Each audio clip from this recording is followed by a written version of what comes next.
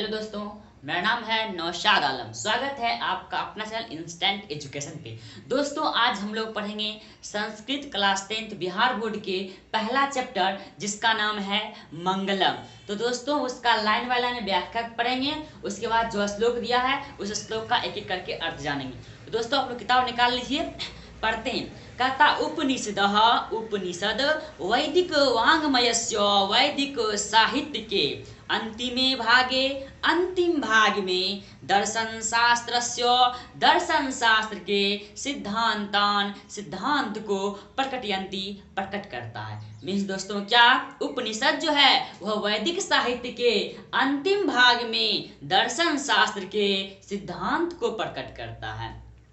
आय कहता है सर्वत्र, मतलब सभी जगह परम पुरुषस्य परमात्मन, परम पुरुष के महान पुरुष के परमात्मन आत्माओं की महिमा का प्रधान त्यागयते प्रधान रूप से गायन किया जाता है। दोस्तों, क्या कहता है, सभी जगह परम पुरुष के जो महान पुरुष होते हैं उसकी आत्माओं का गायन, आत्मा की महिमा का गायन प्रधान रूप से किया जाता है। उसके बाद तेन परमात्मना, उन्हीं परमात्माओं से जगत मतलब दुनिया व्याप्तम अनुशासितम च अस्ति, व्याप्त मतलब टिका हुआ है, अनुशासितम और अनुशासित है। उन्हीं परमात्माओं से यह जगत जो है, यह दुनिया जो है, यह टिका हुआ है और अनुशासित है। स्वएव, वे ही सर्वेषां तपसां परम लक्ष्यम, सभी के तपस्याओं का परम लक्ष्य होता है। अस्मिन पाठे, इस पाठ में दोस्तों, किस पाठ में, तो मंगलम पाठ में परमात्म परा उपनिषदाम पद्यात्मक, उपनिषद से जो 5 पद लिया, 5 पद पद्यात्मक पंच मंत्र संकलित अस्ति, मंत्र के रूप में 5 मंत्र पद के रूप में पढ़ेंगे।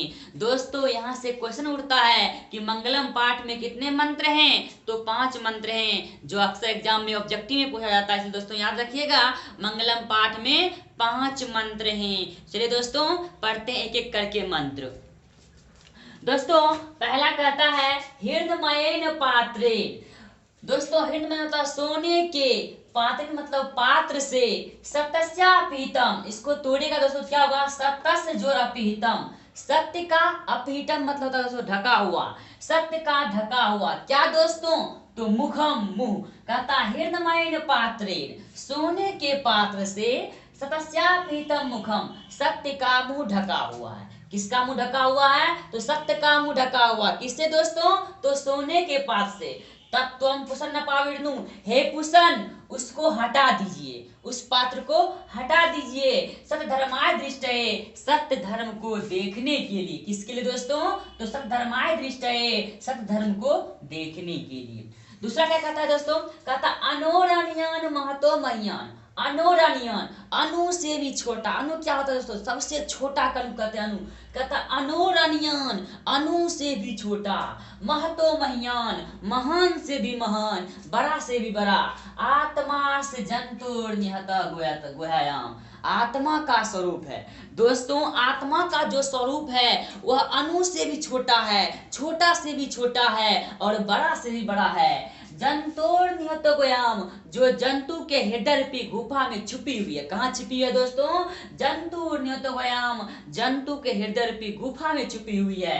तम कृत उपस्यति, उसको देख सकता है, वित शोक, शोक से रहित व्यक्ति ही, दूसरा कोई नहीं। धातु प्रसादम महिमान आत्मनः, और परम पुरुष की कृपा से उसको महान आत्मा वाले व्यक्ति ही देख सकते हैं। दोस्तों, क्या समझे कि आत्मा का जो स्वरूप होता है वह छोटा से छोटा होता है और बड़ा से बड़ा, महान से महान होता है। जो सभी मनुष्य के हृदय रूपी गुफा में छुपी होती है उसे कौन देख सकता है, उसे केवल शोक रहित व्यक्ति ही देख सकता है और दूसरा कोई नहीं देख सकता है। दोस्तों, अब तीसरा श्लोक पढ़ते हैं। आइए दोस्तों, हम लोग आगे बढ़ते हैं, तीसरा श्लोक पढ़ते हैं। कहता है सत्यमेव जयते, सत्य की विजय होती है, न निर्तम, अनृतम मतलब होता है झूठ, झूठ की नहीं। सत्यमेव जयते, सत्य की विजय होती। किसकी विजय होती है दोस्तों, सत्य की विजय होती है। न निर्तम, अनृत मतलब होता है झूठ, झूठ की नहीं। सत्येन पंथता, पंथ होता रास्ता, अभी तो मतलब विस्तार होता है। देवयान मतलब देव लोगों का, देवताओं का। कहता है सत्य पंथा, सत्य से ही देवताओं के रास्ते भी विस्तार होते हैं। क्या होते हैं दोस्तों? सत्य से ही देवताओं के रास्ते विस्तार होते हैं। ये न कर्मस्यो है आप कामा। और ऋषि मुनि जो होता है उनका भी लक्ष्य क्या होता है? यही सत्य होता है। आगे कहता है दोस्तों, यत्र तत्व, इसीलिए सतस्य प्रनिधानम, हम लोग को सत्य के रास्ता पर ही चलना चाहिए। कहाँ चलना चाहिए दोस्तों? सत्य के रास्ता पे चलना चाहिए। क्या कहता है दोस्तों ये कि सत्यमेव जयते, सत्य की विजय होती है, अनृतम, झूठ की नहीं। सत्येन पंथा तो देवयानः, सत्य से ही देवताओं के रास्ते भी विस्तार होते हैं। ये नैकम्यतिस्यो है आप कामा। और ऋषि मुनियों का लक्ष्य क्या होता है दोस्तों? ऋषि मुनि जो होता है उसका भी लक्ष्य यही होता है। क्या? तो सत्य होता है। यत्र ततः, इसीलिए हम लोग को सतस्य प्रनिधानम, सत्य के रास्ते पर ही चलना चाहिए।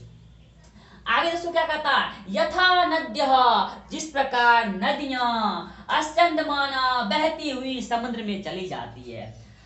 जिस प्रकार नदियां जो होता है वह बहती हुई समुद्र में चली जाती है। अस्तम उठंती नाम रूपे विहाय, अपने नाम रूप को छोड़ देती है।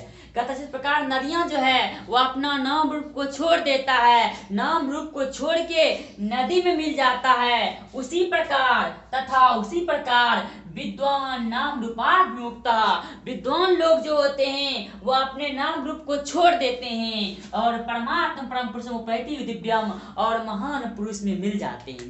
कहता है जिस प्रकार नदियां जो होती है अपनी बहती हुई अपने नाम को छोड़कर समुद्र में मिल जाती है, उसी प्रकार विद्वान लोग जो होते हैं वह अपने नाम रूप को छोड़कर परमपिता परमेश्वर में मिल जाते हैं। आइए क्या कहता है दोस्तों? वेदाहा वेतम, मैं ही वेद हूँ।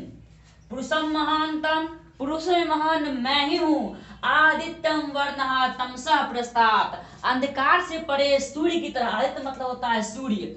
वही कहता अंधकार से परे सूर्य की तरह मेरा रंग रूप है।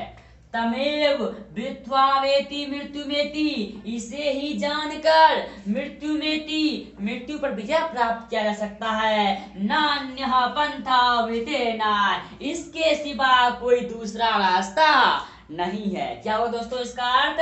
वेदाहमेतम पुरुषम, वेदों में महान मैं ही हूँ, मैं ही हूँ। पुरुषम महानतम, और महान पुरुष मैं ही हूँ। आदित्यम वर्णम तमसा प्रस्तात्, अंधकार से परे सूर्य की तरह मेरा रंग है, रूप है। तमेव विद्वा वेति, इसे ही जानकर मृत्यु पर विजय प्राप्त किया जा सकता है।